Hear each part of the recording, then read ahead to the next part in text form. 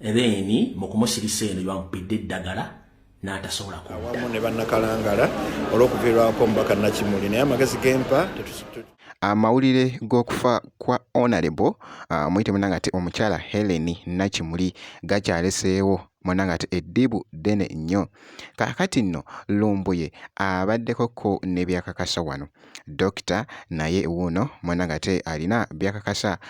Bobi Wine aweereza munangate obubaka wabadde munangate mu US ku lukomo lw'essimu. So wali fake farm maker Spice Diana muganda wange beeyagala okamalako obumazi, so ngenda kubeera nga mbikutuusaako ko mu maaso awo. So amawulire munangate ag'okufa Helen Nakimuli, jjukira nti nno ono abadde MP okuva mu kibiina ekya NUP era ng'abadde abuzaayo just kyakulayira MP ekalangala wali, naye muganda wange amawulire tegazze bulungi nnyo. Ino mwana muwala ono abadde mukwano gwa Zaake nnyo nfanfe era nga boogezaako okulaba obumu ku butambi munangate obukyagenda mu maaso okutredinga ku social media.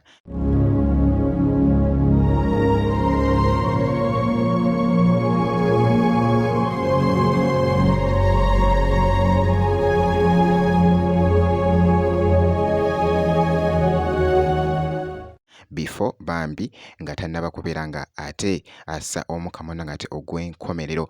Omukyala ono bwe bamaze okumusirisa then mu kumusirisa eno bamuppidde eddagala n'atasobola kudda.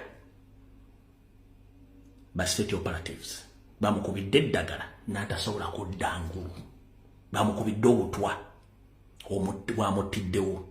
Muwulidde ebigambo bingi nti yabale ne Kamayina Sajjare just buno busajjire butonto nga balaga nti bagenda kukulamu erinnya ne basooka bakusirisaako wano ekibuno, tebakuzikiza lumu. Mayina Sajjare basayirensinga wantu bagenda okukolako operation, then Major Sajjare bakuswitchinga off completely. Mayina Sajjare bakusirisa exactly awo bantu bubeera buntuuka just bumayina operations minor operation. Then Major Sajjare gwe bakusirisa wenna lumu completely ne bakusirisa okukolako. Naye bagenda kuula linnyo bakuwa n'akayiso bagenda okukola ne wasanyala ne bajjamu erinnyo after 1 hour nodda mulayi n'oterera.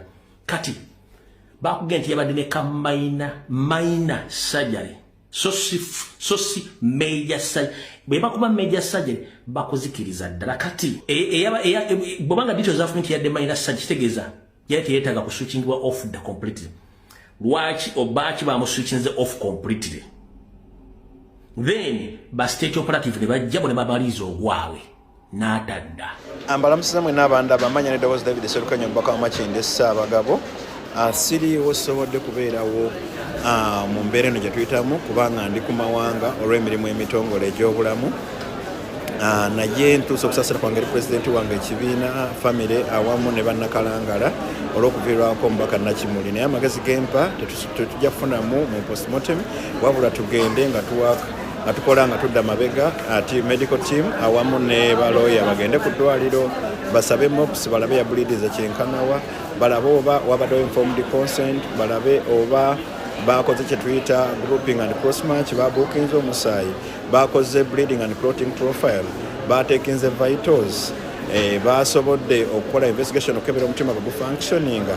Bw'wabaawo ekitaakoleddwa nga bakoze gadibengalya, then we can take a legal action. Twagala bwenkanya naye ekitalo nnyo kitalo ddala. Munangate bikyakutte munangate akati okwetoloola naye nno si birungi munangate nakamu. Wabula Bobi Wine asinzidde munangate mitala w'amayanja ayise ku lukomo lw'essimu n'abako munangate obubaka bw'aweereza munangate famire nga bw'ogezaako okuwulira. Mukama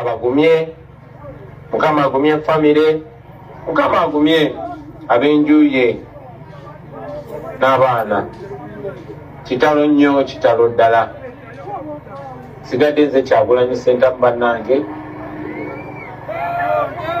era nja kukola ekisoboka okwogerako n'abakungubazi bonna.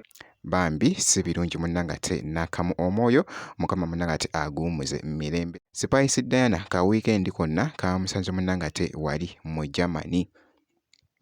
mwana muwala ono ataddeyoko ebimu ku bifaananyi nga bw'ogezaako okulaba bambi bibadde birabika bulungi nnyo nga bw'ogezaako okulaba mu kifo munnanga ate kyabaddemu omuyimbi munnanga ate Spice wabula bannange Spice taggwayo akakasizza wali n'agamba nti nno munnange wano indikiriya esayidi eno buli kimu munnanga ate kyatambwidde ddala munnanga ate bulungi nnyo jjukira nti nno mwana muwala ono abadde ne show wali munnanga ate e Germany era nga bw'atyo munnanga ate bw'avuddeyo n'ateerayoko abawagizi be munnanga ate ebifaananyi ebyo ebibadde bikutte munnanga ate akati kw'ossa n'ako akatambi. Fikfa Maker naye yali yakakuba munnanga ate Germany nga bw'ogezaako okulaba naye yataddeyo ku wali akatambi nga bw'ogezaako okulaba bannange abadde yeeyagala abadde mu nnyonyi ng'ali ku lugendo lwe.